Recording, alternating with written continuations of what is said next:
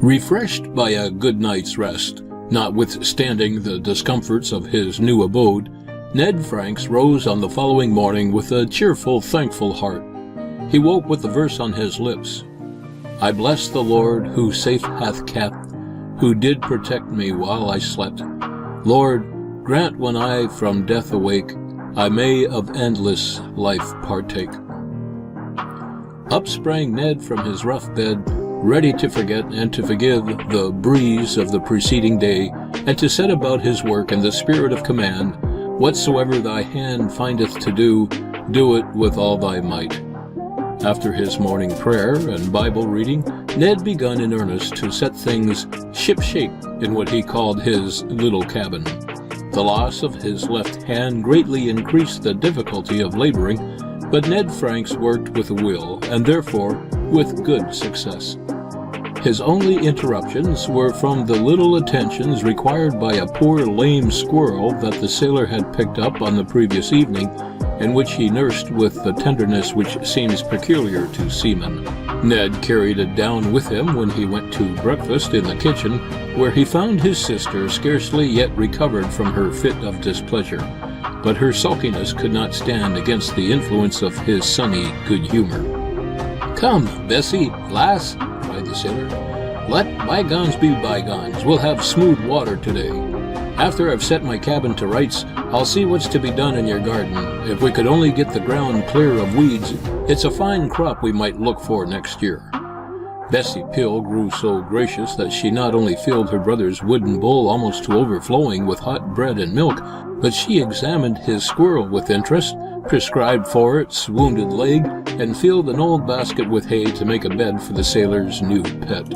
The poor little creature seemed already to know its master, did not flinch from his hand, and let him warm it within his rough jacket. "One could never harm a creature that trusted one," said Ned. "I'll nurse the squirrel till its leg is all right, and then give it its freedom again. 'Twould be hard to keep it in limbo, when it might enjoy itself in the woods."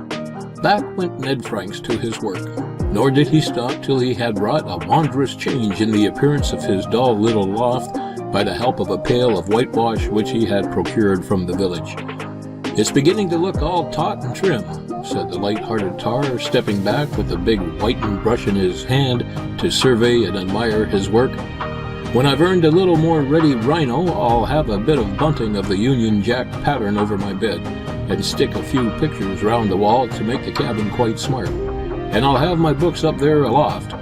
In default of a shelf, Ned had carefully ranged along the floor what he deemed his best earthly treasures, his Bible, and such works as The Pilgrim's Progress and Saint's Rest, with a few other little books of a useful kind, from which the sailor had gleaned more knowledge than is usually possessed by one in his station of life.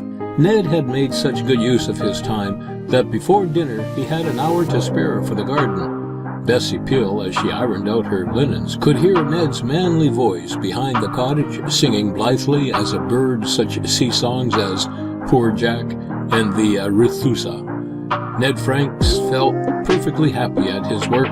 Its very nature cheered him, for every weed that he pulled up seemed to his mind like an emblem of some evil habit rooted out. "God is ready to give us his sunshine and his dew," thought the sailor, "but he will have us to labor all the while.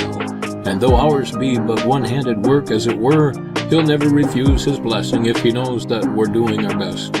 I did ill yesterday to be so angry with Bessie and her boy, because of their sly, sneaking ways, just as I looked with scorn on the dirty loft and the weedy garden. One fault mender is worth 50 fault finders, says the proverb.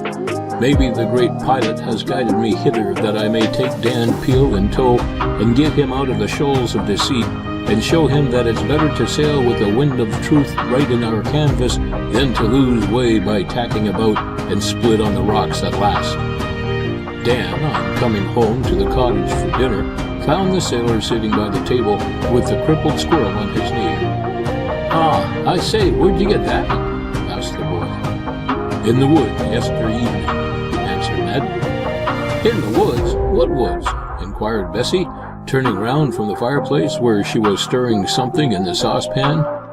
"Those woods yonder at t'other side of the road," said the sailor. "Why, "That's Sir Lacy's park," exclaimed Dan. "Didn't you see the board up about trespassers being prosecuted?" "I noticed no board," answered Franks. "It was getting dark, and I minded nothing but the squirrel. As I was cruising about on the road, I saw the little creature limping on the footway. Thinks I, the village boys will hunt it to death, or 'twill fall a prey to the weasels, so I'll catch it to save its life. Easier said than done. Lame as it was, the little squirrel nearly managed to get off, squeezing itself through a hole in the fence, and so getting into the wood, or park as you call it, but I was over and after it in a minute." "I don't know how you managed to get over, maimed as you are," observed Bessie. Ned Franks burst into a merry laugh. "A jacktar who's used to go aloft when 'tis blowing great guns is not likely to make much of a bit of an oak fence," said he. "It was easy enough to climb over, but it was not easy to catch the squirrel. He led me a good long dance before I could clap my hand upon him."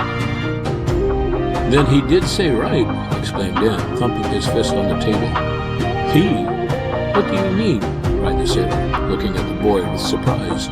"The gamekeeper did say right when he declared that he caught a glimpse of a sailor in the wood."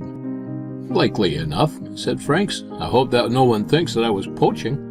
"Something worse may be thought," cried Dan, winking mysteriously like one in possession of an important secret.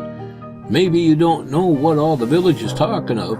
That just after dark, half the panes in Lady Barton's hothouse were smashed, a lot of them colored panes too, and that the constable is on the lookout to catch whoever has done the mischief."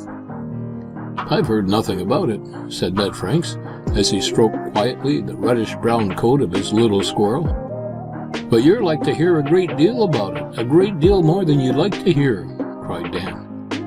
"'Tis said all about that you've some bitter ill will against the young master aboard the Queen, and all of his family too, and that you was angry at something that the lady said or did yesterday, and the gamekeeper saw you in the wood, and of course you was there for no good, and there's not a soul as doubts that you went there and smashed the glass out of spite." "Someone has got up a fine story about me," said Ned, who more than suspected that the whole was his nephew's invention. Bessie Peel looked alarmed. I hope, she exclaimed, "that we're not a-going to get into another scrape with Lady Barton. Sir Lacy is a hard man and never lets anyone off. 'Twould be a dreadful business, Ned, if you was to be sent to prison." Franks flushed indignantly, as if the very thought were an insult, but he only said, "There's little danger of that, Bessie. I never hove in sight of the house." "How unlucky it was that you were in the park at all," began Dan, but his mother cut him short. "What's the use, you simpleton, of saying a word about the park? Who need know that your uncle was there at all?" "But the gamekeeper—" "What of him?" interrupted Mrs. Peel.